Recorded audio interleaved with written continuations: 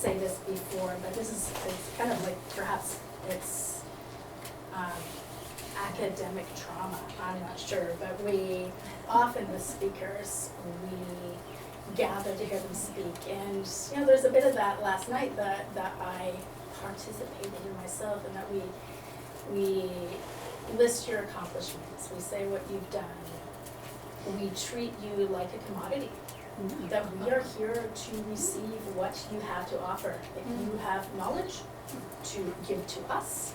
And we often tend not to treat speakers, lecturers, artists as people, as humans. We're interested in what you have to give to us. It's not even a real transaction, other than we are here to be your admirers. I suppose we could argue that that's the transaction, but we don't treat you as fellow humans. And that's something that I want to continue to push back against, because you guys are both wives, both married to gents named Dave.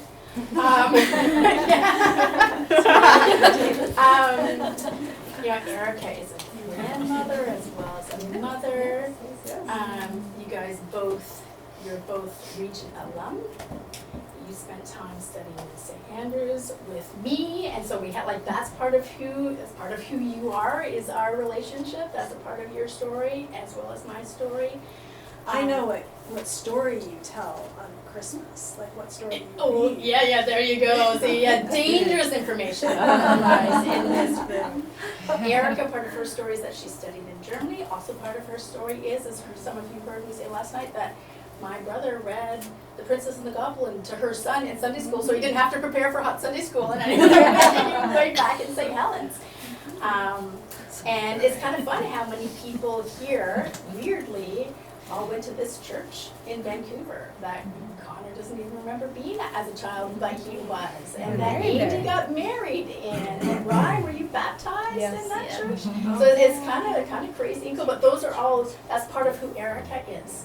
That even the bits that you didn't know are part of still your story and who you are and this human that you are. You guys are not just great brains, but you are so much more than that. You're goofy, you can see they're goofy. I wish you could have seen them out in the buggy a few minutes ago. I took them around and you guys were arriving around the property, and they staged some positions, they sent back to a professor at Regent. That will definitely make sure it gets published. It's all for the comedy. You always gotta go for the comedy.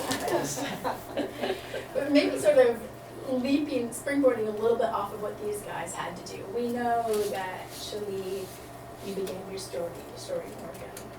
Erica, you began your story in Saskatchewan. Shelley, what does Oregon mean to you? Oregon, how do you say it? Oregon? Yeah, it's funny, that sometimes depends whether you're from there or not. Yeah, exactly, yeah. Oregon's a complicated place. So I was born and raised there. Both my sets of grandparents moved there when they were kind of young adults. My uncle was 5 months old when my grandparents moved from Nebraska to Oregon, and Oregon was still considered to be new country, and they piled up their truck, moved out, and sold their truck to buy a plot of land. Oh, Grapes of Wrath style? Grapes of Wrath style, very much so. And my other set of grandparents also moved out when they were a little bit older. My dad was in the 9th grade when they moved out, and so, both from Minnesota. So for my family, Oregon represents the new opportunity. It's new land. We were kind of talking about this earlier today. It also is, Oregon is the place where people went to forget their past, to have a new place to be. More complexly, these are the stories that weren't told when I was growing up, that Oregon was available, not just because the land was cleared, but that as I was doing research for this weekend, found documentation of the war that happened in 1855 where it actually says we need to exterminate the population that lives on this land. To make way, and this is during the Great Gold Rush, and so people were coming up from California and finding gold in the rivers of Oregon. So Oregon is also a really complicated place racially, not just around the native population that was there, but also it was intended initially as a white supremacist state. These are all things that were never talked about when I was growing up. But as the Black Lives Matters movement and all of that has happened over the last 3 years, and teaching theology in a place that really values culture and conversation around culture, Oregon has become more and more complicated. And even at the same time, I'm like, it still represents where I learned to make ice cream with my grandfather by hand, and where my grandmother, who played organ at her Catholic church, would have me go and sit by her, and she taught me what music meant in a church, and she encouraged me to be a violinist. And so it still means all the things that nourished me when my uncle taught my 5th grade Sunday school class and taught me to love scripture and to studying the Bible and things like that, even though he won't talk theology with me because he doesn't believe in women in ministry. So the complexity continues. But yet these are the places and the people that nourished me and gave me a place to actually become who I am. So we are all these things. And hopefully by the way we live, we kind of redeem these things at the same time. Or maybe not, depending on how we live. But, yeah. Or the jokes we tell. You don't know me yet. So. That's the part of the charade. You're no longer just a great brain. Erica, what does Saskatchewan mean to you? Well, Saskatchewan, I still absolutely love the flatness and starkness and simplicity of the land and the sky, and the sense that you can see the weather coming from absolutely miles, that you can almost see the arc of the earth in the flatness. And, growing up as I did, I went to, elementary school, high school, and university in Regina, and was educated by the Regina Five, who all sort of, were, abstract expressionists, and so. I've never heard of the Regina Five. Oh, okay. So in art history, there's the Regina Five, and they were in connection with Barnett Newman and some, some artists in the States who were, working in this new way of working, totally abstract and abstract expressionist color field. And so this little group of Saskatchewan professors were going to New York, and then Barnett Newman came to the Emma Lake workshops. And so there was this sort of burgeoning sort of pocket of modernity within little Saskatchewan. And so it was connected to some of the larger artistic currents. And, and it really connects with the land. The people don't know that the amazing artist Agnes Martin. She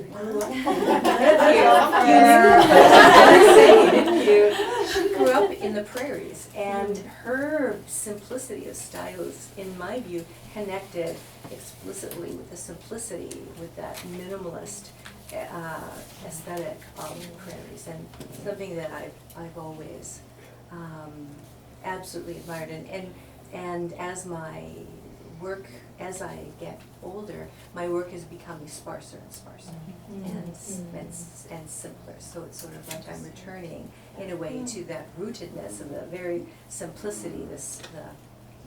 The blank plane, almost becomes, perfection.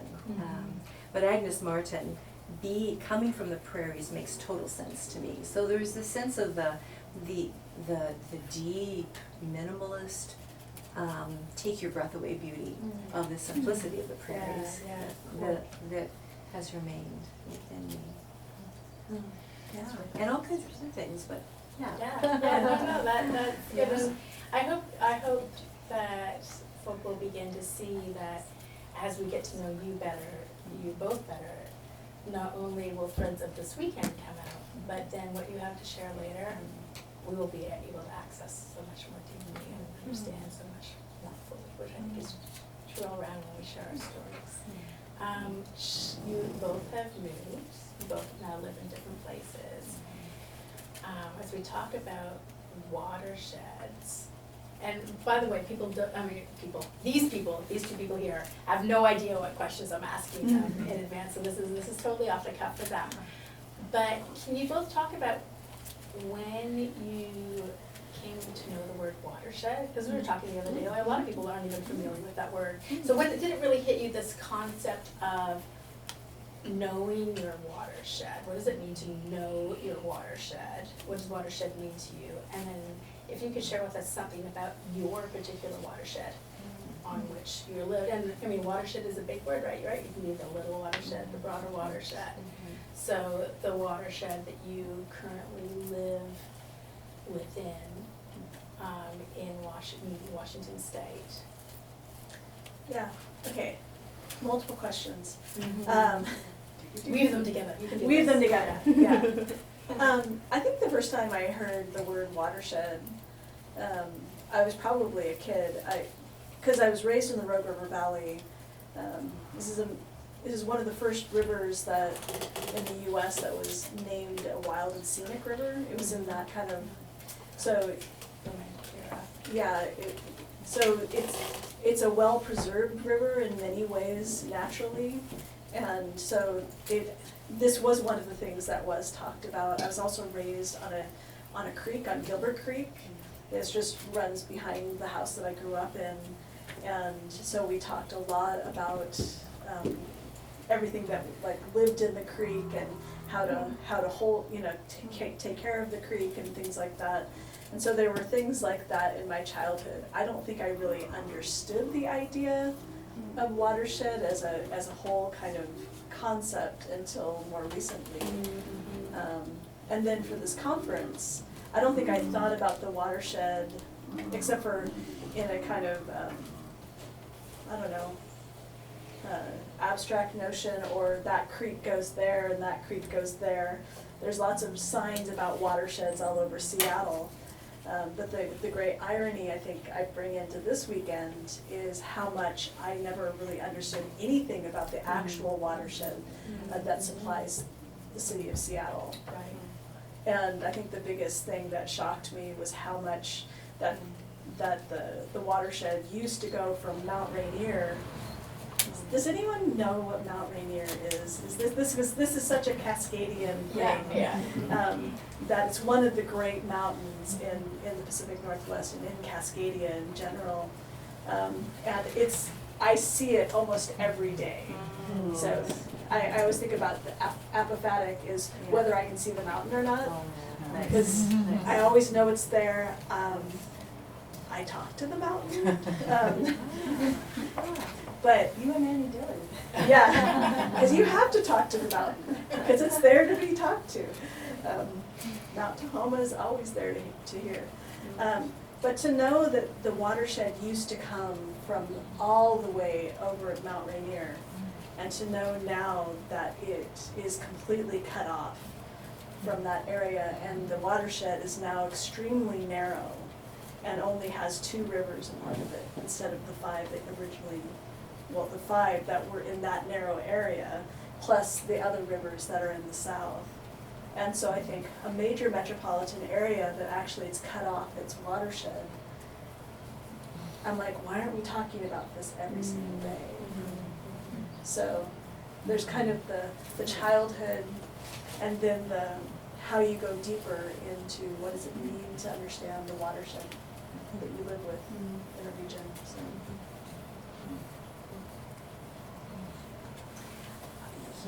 That's a question that's like peeling an onion, and This And is we'll go complicated. deeper in through the weekend into that question, I think. yeah, and I think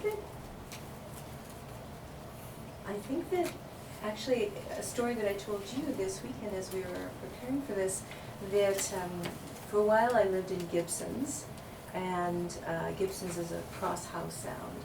And my neighbor, Bob and Ruby, Bob was a hydrologist, and Bob studied rivers, and he was the person who kind of understood at the university, and the indigenous people would really laugh at this, that he kind of discovered that all rivers go into a characteristic S-curve. That no matter where the river is, it always creates an S-curve. And he described doing with all of his university students in their, intro classes, that they would each, on the overhead back in the day when overheads were used, trace out like one of the major rivers in the world. And every group had a different river. And then they would layer them on top of each other, and they all echoed that same pattern. That and he explained to me that his work, he went all over the world undoing the straightening of rivers that were happening, like back to the Roman days. The Romans straightened the rivers. We get more force, more power. And ruined the ecosystem. And because in the S-curve is where you get the life of the river, and you get the ability for the river to actually produce fish and to shelter eggs and tadpoles, and for it to go slow enough so that the life, the fecundity of the river can be supported. Metaphoric on metaphor. Yes. And that just stuck with me. And I knew at that moment I would be doing a project one day with the river. Does anyone have the Linlathen shirt for this year? You do. Yeah. Oh. Can Do a little twirl for us. Because this is part of the image. Yeah. This story, that's the origin of the story, so. So that returning the S-curve, returning the health of the river that was so unthoughtfully straightened all throughout the world, all throughout the globe, and Bob would go all over the place rehabilitating streams, and it wouldn't take very much time, and the stream would come back to life, and soon the fish would be there. And so that was one moment, and fast forward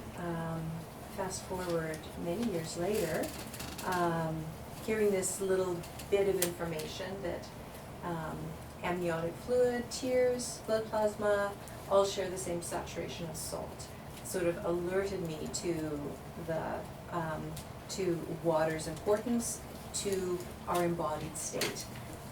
Read Alana Mitchell's Seasick shortly thereafter, and so that's a little bit more about ocean, but the work with the ocean and what's going on with the ocean. Obviously everyone knows CO2 is absorbed by the ocean. The ocean, thankfully absorbs all that CO2. For many years, scientists couldn't figure out where the excess CO2 was going.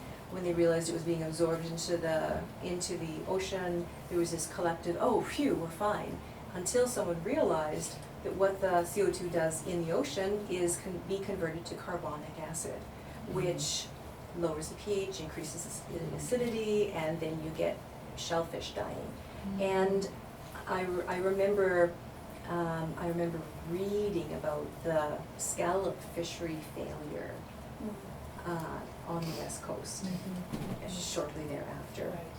And it was this big wake-up call. And Alana Mitchell talks in great detail about, in using narrative and using embodiment metaphors, about putting together, that the scientists didn't really even put together the whole picture, because all the scientists were deep in their silos, exploring all kinds of ocean, water, science.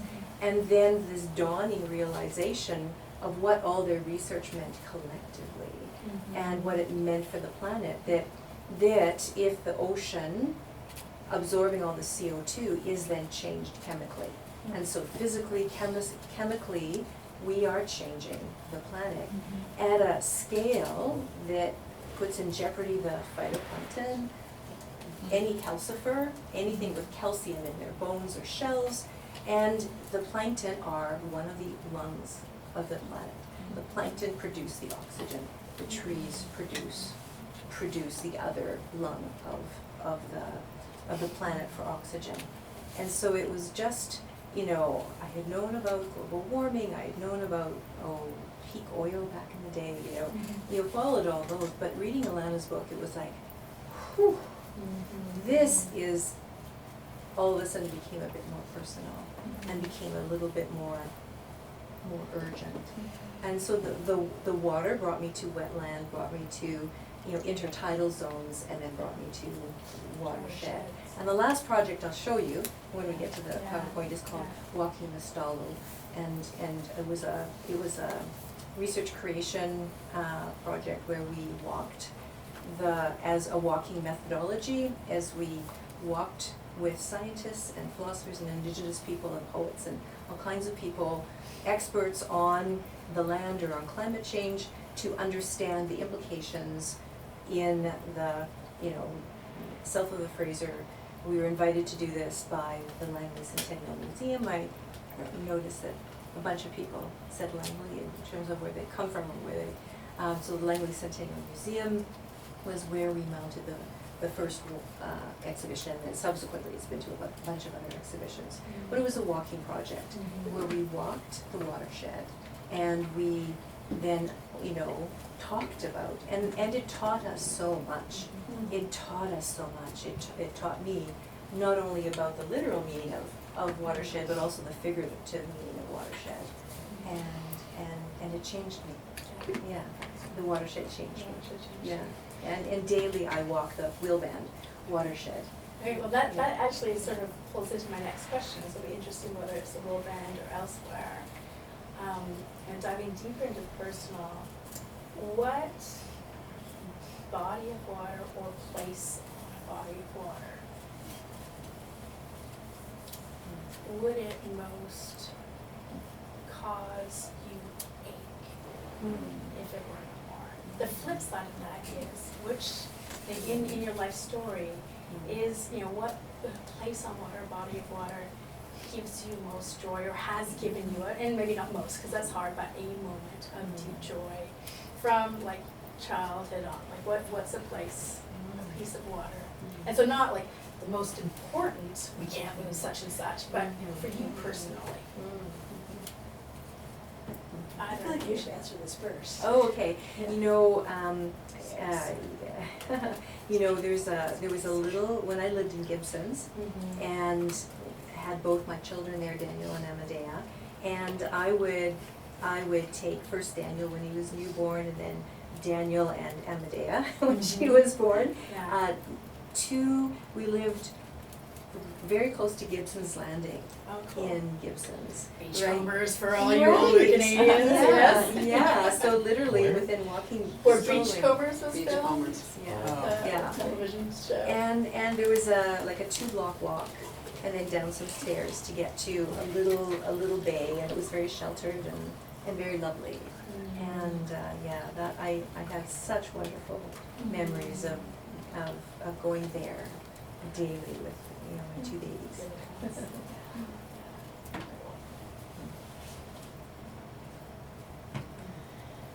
It's hard to say, because I've been around water so much.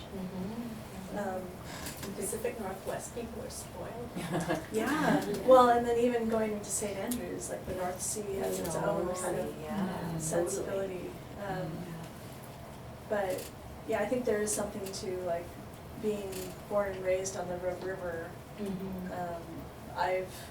Though I haven't been on every inch or every mile of it, I've been to the headwaters, I've been to where it meets the sea. I've river rafted down it, I've fished, I've water skied on it. Like, this is a place that, I spent most of my childhood, sometimes daily in the summer because it's very hot in Southern Oregon. So there's something about being on a river and being near a river that is always kind of, which is funny because, now Seattle, it's like I didn't even, like, to be honest, like before I started doing research for this, I didn't actually know Seattle had a river. So you lived there for how long? How many years of your life? Quite a few. Yeah, I mean, I knew that there was like a waterway in West Seattle, but I didn't know that that was actually the Duwamish River. And I think that's true for a lot of Seattleites. So kind of like, maybe I should get to know the river I actually live near. But yeah, I think the Red River is definitely, and there's a particular place on the Red River And there's a lodge that's right there on this curve, see a curve. And it's like one of the most beautiful parts of the Rogue River, and it's right below where the wild and scenic designation starts. And we tend to go out to dinner there whenever we're in Grants Pass, and it's out kind of out in Merlin. Not that any of you know Southern Oregon, but you have to kind of drive out there. And it's not because the food is great at this lodge, though I think my mom loves the rolls. She like steals them and puts them in the bag. And I'm like, The Mom. butters too? Yeah. And I'm like, Mom, you don't take the rolls. But they are really good. But it's because you can walk way out, and they have kind of a little floodplain that's part of the lodge area. And you can walk way out on this grassy knoll, but you know that it gets flooded on a regular basis. And it's right below one of the big canyons. It's called Hellgate Canyon. And if you've seen any movie that's on a river that goes through a canyon, it's probably filmed there. From Rooster Cogburn to, there's a bunch of films that were filmed there. And it's just one of the most stunning places on earth. And so, yeah, that idea of that not being there would really grieve my heart. How about from waterways to that tree on Gracious's back? Tell us about a tree that you love from somewhere in your life. Well, the first slide I'm going to show you is a tree that I drew from coming from Saskatchewan to Vancouver, and honestly being gobsmacked at the trees. And I had grown up, you know, very dry, you know, spent my youth with a hose watering teeny little saplings so they wouldn't die during the summertime. And to be surrounded by such amazing, you know, unfolding, you know, week after week through spring, and then the trees, and then the rhododendrons, and the azaleas, and the cedars, and my goodness, I thought I was in heaven. So the first slide I'll show you is one of the tree torsos. Cool. And the first sequence is the requiem, which was a requiem for the trees of the West Coast, as it began to connect the dots between how the trees were being clear cut and how the First Nations people had been clear cut similarly. And so there was a requiem for the forests and the Indigenous people of the West Coast. So I was both like head over heels in love with BC and the land, but also, you know, a little bit horrified as I began to understand the narrative. Yeah, and so that's this tree right now. I have a grandmother tree in the green belt behind our place, and oh my goodness, yeah. And a grandmother tree is? Oh, a grandmother tree, it's a maple, it's a broadleaf maple, and I kid you not, every time we plant a maple around our house, they thrive. And we have planted all kinds of other things, and lots of things have survived in the clay soil, but all the maples love it. And that is because of the mycorrhizal fungal network that Suzanne Simard has, we all know now about this cooperation between not only species of the same species, but all kinds of other species are helped. And then when a tree is dying, actually, the trees that have grown up around actually then start sending nutrient back to the grandmother tree. Yeah, it's lovely. That's very cool. That's very cool. Well, I'm going to pick on George MacDonald. Wow. I remember the first time I read Fantastes, and I never can say the first name. Anados? Anados. Yeah. And who's the character in this novel by the Victorian scholar and author George MacDonald. Yeah. So Anados like walks into a forest and then walks out the other side. Like he walks into a forest and out, and I went, huh, what? I'm like, being from Southern Oregon, this is like one of the funny things of where I'm like, forest end? Like you can actually like walk into a forest and walk out of it. Like I just actually, yeah, I had total cognitive dissonance. Wow, that's so interesting. For- Most and I- people wouldn't even notice that in the story. Yeah. Yeah. And it was like, it wasn't until I was living in Scotland that I began to go, oh, I really have been surrounded by trees my entire life in really significant ways. And so I can't choose like a single tree. Right. Though I have favorite trees at different places where I hike and things like that. Okay, yeah. But there is something that whenever I go back to Southern Oregon, there's like a particular rise and into the valley, and you just see evergreens just spread out. And it always catches my breath whenever I drive back to Grants Pass. But I always think, do people understand how amazing this is that the trees are still here? I know there's a lot of controversy about logging and things like that in the state of Oregon in particular, and obviously in other places. But you know, to be someplace where the trees were not all cut down is actually quite extraordinary. Knowing that that is not the story of a lot of North America. So You're both artists. I don't know if you'll allow me to say this, Erica, but I would say that you're both theologians.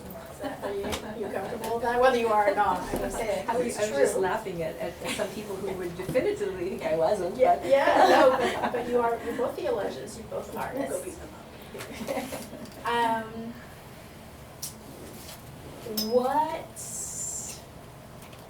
Actually, when did you think of yourself as a musician? And why the violin? Maybe.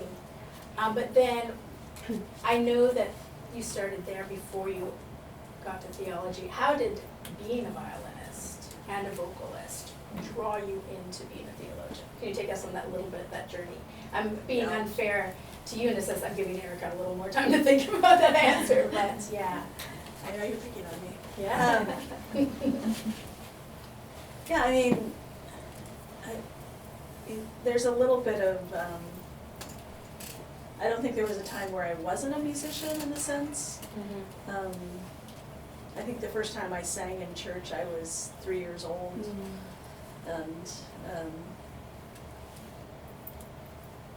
But like when I found the violin, I always think that the violin actually chose me, because I remember being at school, I was in the 4th grade, and the orchestra teacher came in and had like instruments. It was like a little instrument petting zoo.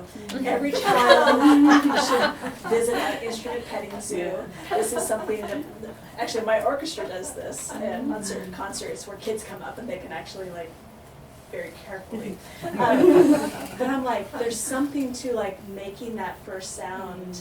And I remember running home after school and going, Mom, I'm gonna play the violin. And she was like, a look on her face like, all the sounds. All the sounds. I taught beginning violin for a long time, so I understand the pain.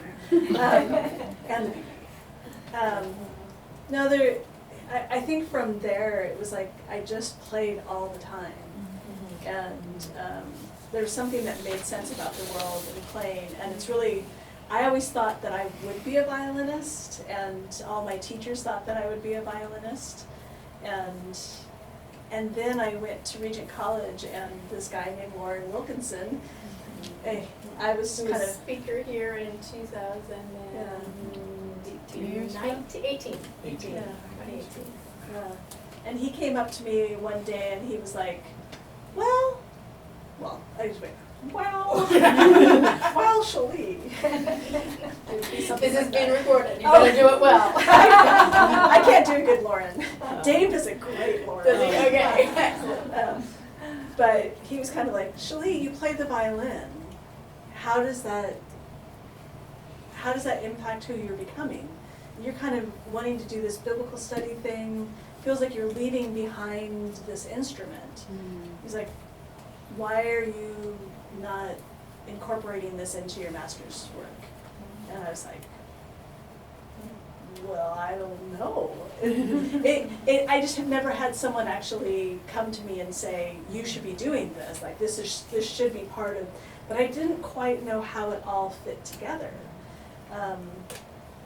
And then I heard Jeremy Begbie talk. I mean, I'd heard him before I went to Regent, but then he came and visited Regent, and he said things like, yeah, we did this event and this string quartet came and they played Shostakovich and we talked about the importance of music and theology and Shostakovich, and I'd done a bunch of work on Shostakovich when I was younger, and part of the thing that I love about Shostakovich is he's a Russian composer,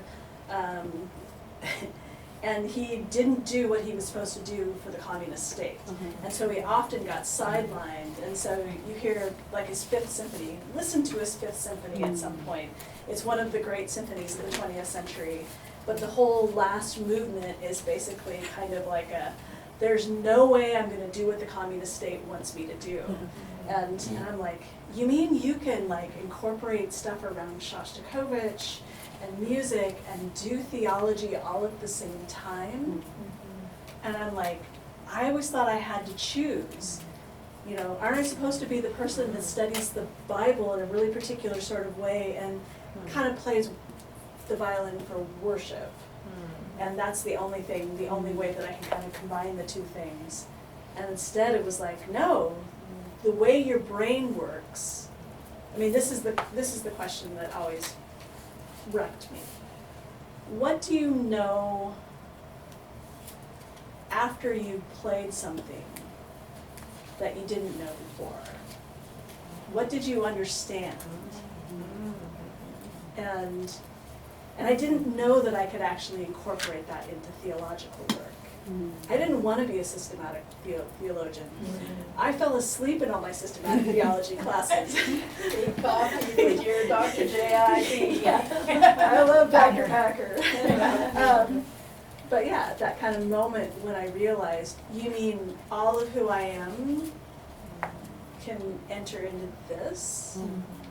I mean, it's always awkward in some sort of way, just because I'm a woman, to be a theologian, but also to then be a musician who comes with like a lot of different questions. Yeah. And then a Bach fugue happened to me, and then it was like, oh, I can ask really different questions about systematic theology because of Bach. Because of Bach. Bach. But it's like, I find it kind of wondrous, and I always hope that people will understand that nagging question or that thing that seems to kind of pull at your heart. It may be, I'm not saying follow your bliss, but it may be the thing that, because you understand the world in a certain sort of way, that may be actually the thing that the world needs to know and understand and hear, even if they don't always want to hear it. But yeah, that's my like, and now we should hear some music. Yeah. How would you approach that? Oh, Becoming an artist, knowing that you're an artist, and then how did being an artist lead you to your own theological and philosophical thought and your love of those things, because you deeply love those things. well, you know, I was that kid that was, you know, easily entertained by a package of Crayola crayons and a stack of paper. And I was never happier when I was with those materials, when I was making marks on the page, or one of my earliest memories was making, my dad was a pharmacist, brought home stacks of paper. I would go through them really quickly, and then I saw the wall. By canvas. After which I got in real big trouble for. But yeah, I was always that kid that was drawing. And So did you start doing like large form things? yeah, On the wall? on the wall. I would was just the kid drawing on the wall, to my mother's horror. You know? But as a kid, I was always drawing people and plants. Okay, interesting. Yeah, people and plants, and you know, grew up, and as one does, takes the aptitude tests in grade 12, and my top aptitude was to be a priest. Now I was a Catholic, that seemed to be out of the question, because nothing like that. And then my second highest score was to be a lawyer, oddly enough, and then third was an artist. And but I loved to draw, and I was, you know, always in the studio in the high school, and got a little scholarship, both from my high school as well as an entrance scholarship that paid for my first year at U of R in the art department.